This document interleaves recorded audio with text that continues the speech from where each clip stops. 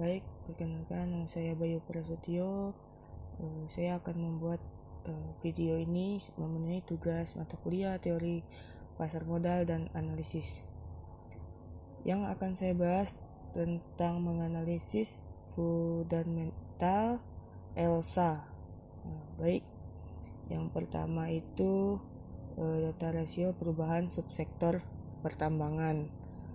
Yang saya masukkan dalam analisis ini ada 4 perusahaan, yaitu WOS, Genting Jaya Energi, terus Sure Super Energi, terus ELSA, Elnusa, dan RUIS itu Radian Utama Internasio. Yang dianalisis ini ada 5 rasio, yaitu ROE, DER, PER, PBVR, dan dividend yield. Ini saya mendapatkan sumber dari aplikasi RTI dari tanggal 28 Oktober 2020. Untuk selanjutnya itu analisis ranking.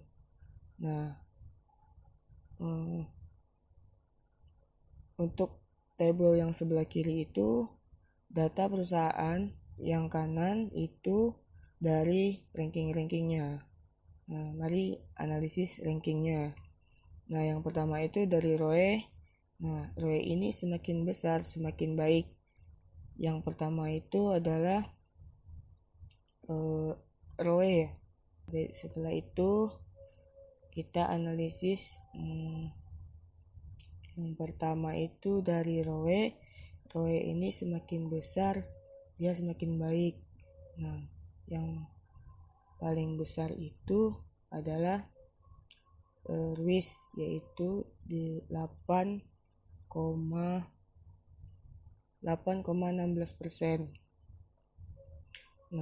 Yang paling kecil itu adalah WOS, yaitu 2,04%.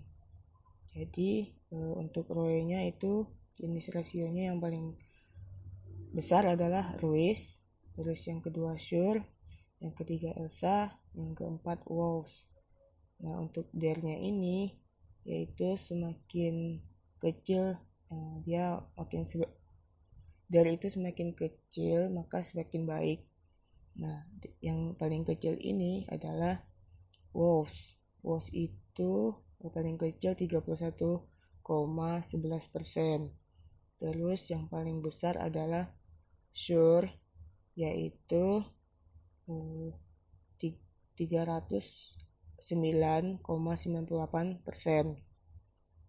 Dari ranking yang sebelah berarti WOS adalah peringkat pertama, ELSA peringkat kedua, RUIS peringkat ketiga, dan Sure itu peringkat 4. PER ini adalah semakin kecil rasionya semakin baik. Jadi PER ini adalah paling kecil, yaitu ELSA itu paling kecil 5,76. Yang paling besarnya itu adalah Sure 419,16. Jadi dari ranking yang dianalisis yaitu yang pertama ELSA, yang kedua RUIS, yang ketiga WOS, yang keempat Sure. Yang keempatnya itu PBVR, yaitu maka semakin rasionya semakin kecil maka semakin baik. PBVR semakin kecil maka semakin baik. Untuk yang paling kecil itu adalah WOS, yaitu 0,27,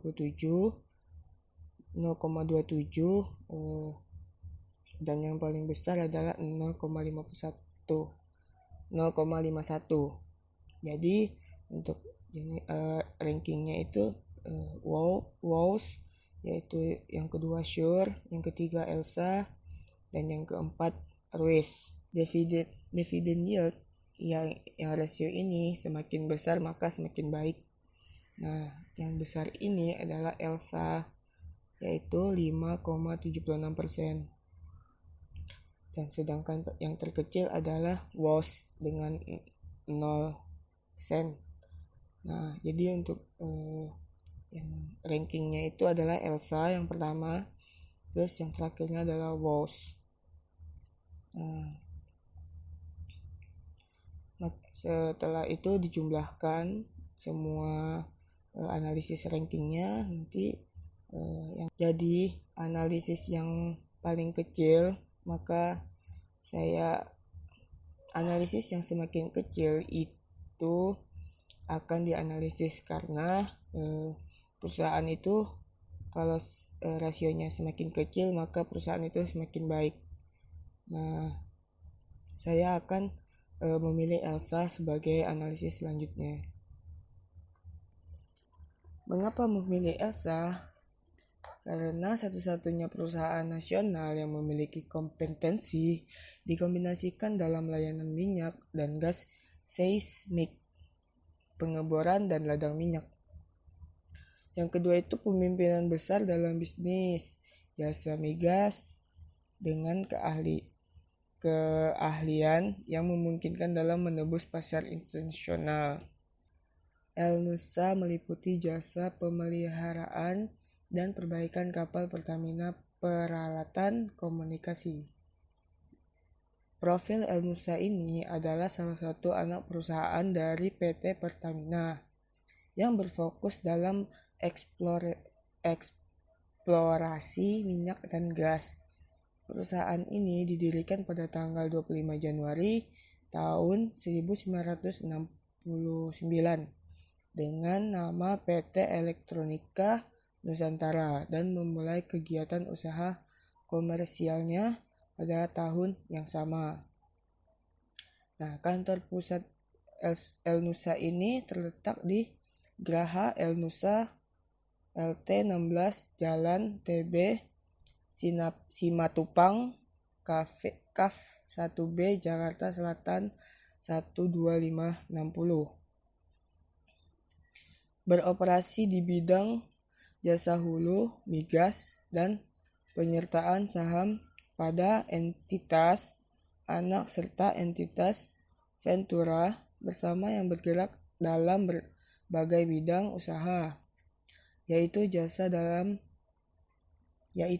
dan perdagangan, penunjang hulu migas, jasa dan perdagangan hilir migas, jasa pengolahan dan penyimpanan data migas, pengelolaan aset lapangan migas dan jasa telekomunikasi. Perjalanan Elsa dari tahun ke tahun. Pada tanggal 25 Januari 1969, nama PT Elektronika mulai kegiatan usaha komersialnya pada tahun yang sama.